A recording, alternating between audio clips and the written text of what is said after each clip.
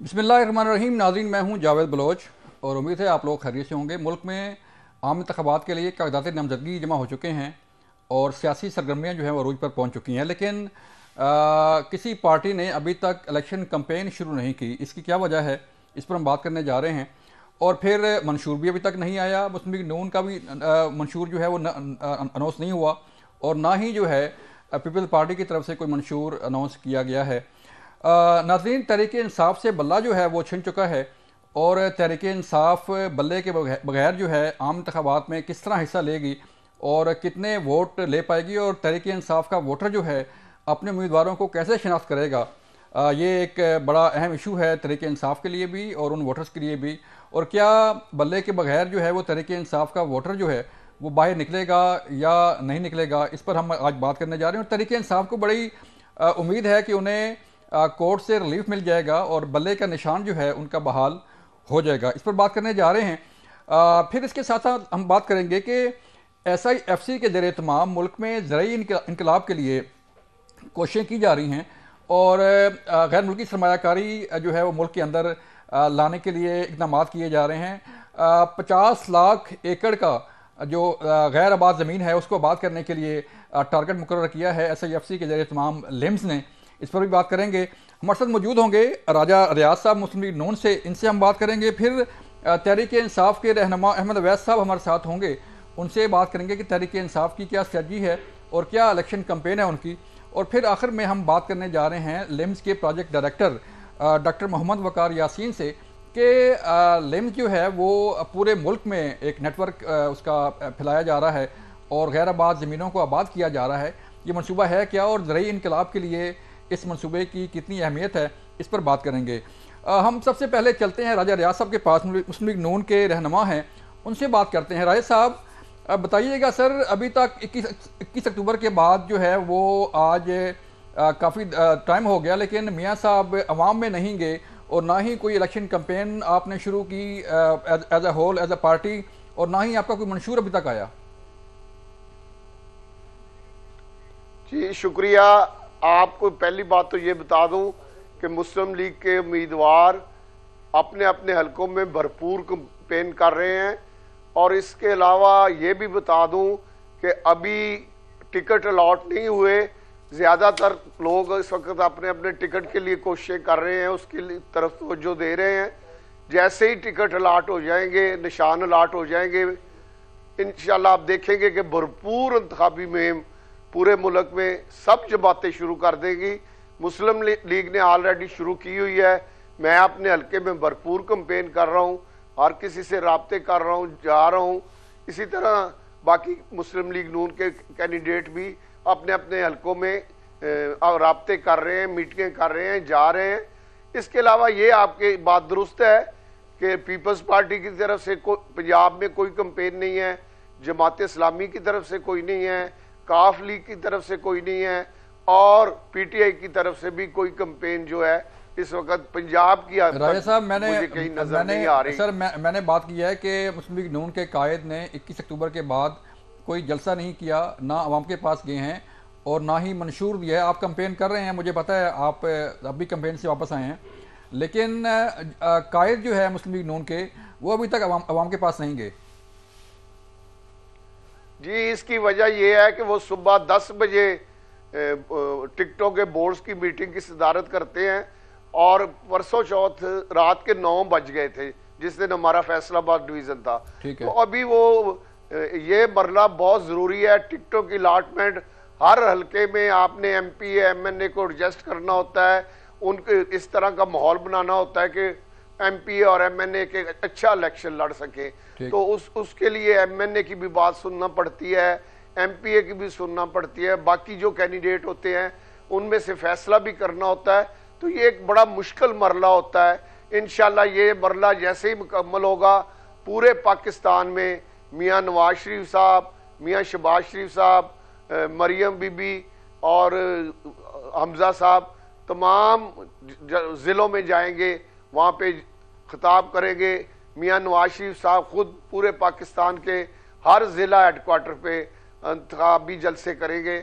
इसी तरह मरियम बीबी का भी प्लान है, वो सारी चीज़ें प्लान हो रही हैं और दूसरा मंशूर की हद तक मुस्लिम लीग नून का मंशूर काफ़ी सारा तो पहले आपके इल्म में है कि हमारा है, लेकिन उसमें कोई चीज़ें नहीं ऐड करके इंशाल्लाह जल्द वो भी सामने आ जाएगा, उस पर भी तैयारी हो रही है। लेकिन अपना राय साहब मुझे ये बताएं कि तहरीक इंसाफ ने बल्ला छिन जाने के बावजूद जो है वो बड़ी तादाद में अपने उम्मीदवार मैदान में उतारे हैं, तो क्या तहरीक इंसाफ जो है वो टफ टाइम देने जा रही है बाकी जमातों को? आपको भी जो है वो ज़ाहिर बात है पंजाब में पीटीआई का वोट बैंक है, बाकी जो भी वोट बैंक है, आप रहे हैं तहरीक इंसाफ के साथ, तो कैसे मुकाबला करेंगे? तहरीक इंसाफ कहाँ खड़ी है, आप क्या समझते हैं?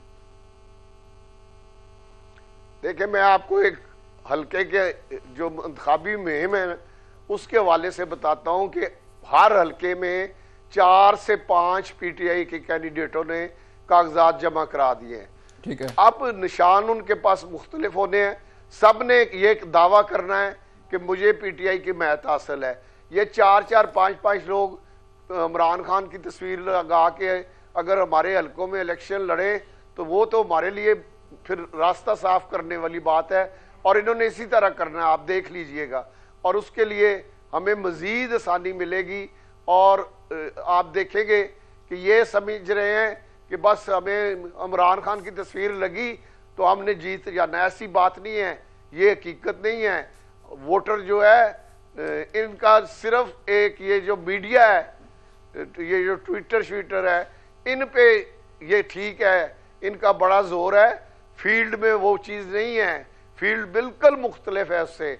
फील्ड में मुस्लिम लीग नून बहुत मजबूत है, और इंशाल्लाह 8 तारीख को आप जब रिजल्ट आएगा तो आप हैरान रह जाएंगे कि कितनी बड़ी तादाद में मुस्लिम लीग ने फतह हासिल किया है। राय साहब, पीपल्स पार्टी तहरीक इंसाफ को दावत दे रही है कि वो उनके साथ इत्तेहाद कर ले। नहीं, गलत बात है, उन्होंने तरदीद कर दी है। उन्होंने कहा है जी कि ये हैं दहशतगर्द हैं और इन्होंने फौजी तंसीबात पे हमला किया है, हमारे शहीदों के मुजस्मे तोड़े हैं, हम इनके साथ इत्तेहाद नहीं करेंगे।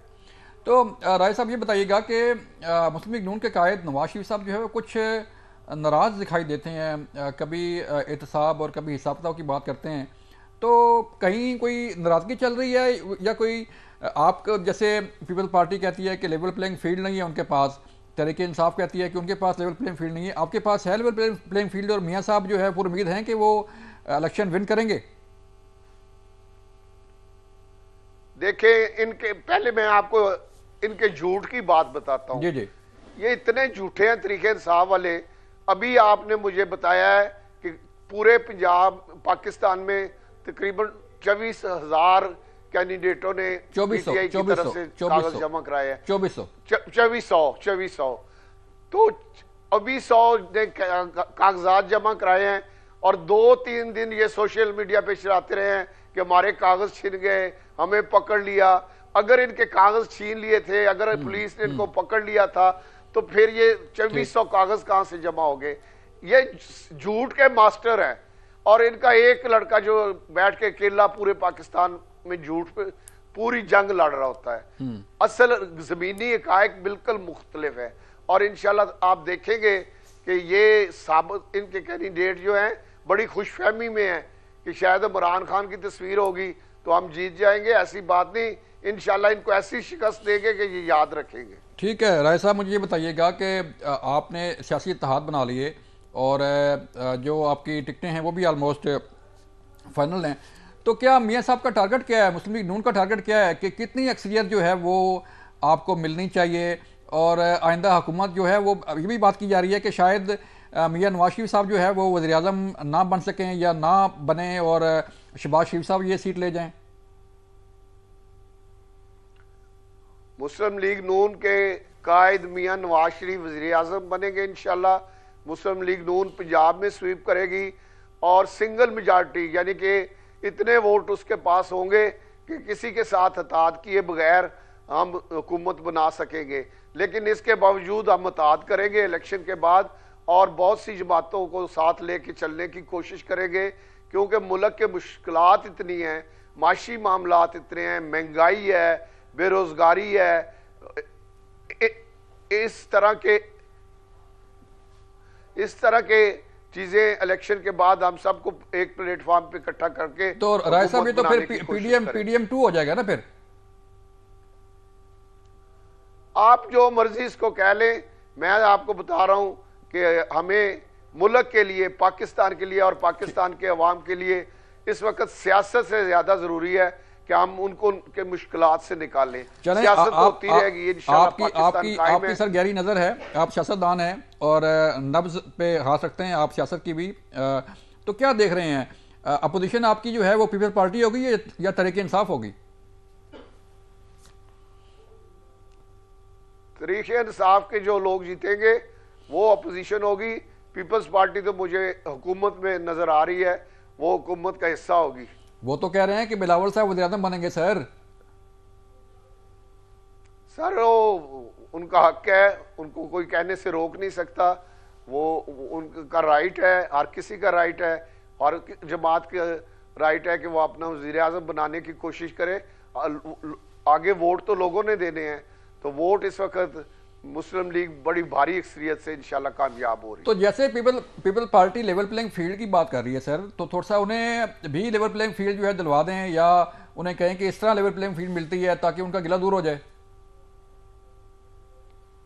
उन्हें लेवल प्ले फील्ड मिली हुई है, कोई ऐसी बात नहीं। ये सियासी बयान इलेक्शन के दिनों में चलते रहते हैं और आगे भी चलते रहेंगे, इसमें कोई परेशानी की बात नहीं है। तो फिर इसका मतलब ये है कि जलसों की बात और होती है और अंदर की बात और होती है, तो फिर आपका कोई रब्ता रवाबत है पीपल पार्टी के साथ, या अंदर कोई बैकडोर डिप्लोमेसी चल रही है कोई? पीपल्स पार्टी वाले हमारे भाई हैं जी, हमारे दोस्त हैं, हर वक्त राब्ता रहता है, और पार्टी लेवल पे भी इंशाल्लाह जब वक्त आएगा तो सीनियर क़यादत ज़रूर इस पर गौर करेगी, पीपल्स पार्टी की भी और मुस्लिम लीग नून की भी। राज साहब, मंशूर कमेटी आपकी बनी हुई थी, तो मंशूर कब तक आ रहा है? मंशूर में क्या क्या प्लान हैं आपके? इस बारे में मुझे इल्म नहीं, क्योंकि मैं हल्के में हूँ और जो कमेटी है वो ही इस पे काम कर रही है, और वो ही इस पे जब ऐलान होगा, मेरी इस इशू पे किसी से बात नहीं हुई क्योंकि मैं हल्के में हूँ, इसलिए जब मंशूर आएगा तो उस पर मैं कोई आपको चलें, जब मंशूर आएगा तो फिर ही बात कर पाएंगे। ये थे राज साहब। मुझे एक ब्रेक के लिए कहा जा रहा है, जब ब्रेक से वापस आएंगे तो फिर तहरीक इंसाफ के पास चलेंगे, उनसे पूछेंगे कि उनका प्लान क्या है, बल्ला उनके पास नहीं है। मिलते हैं एक ब्रेक के बाद।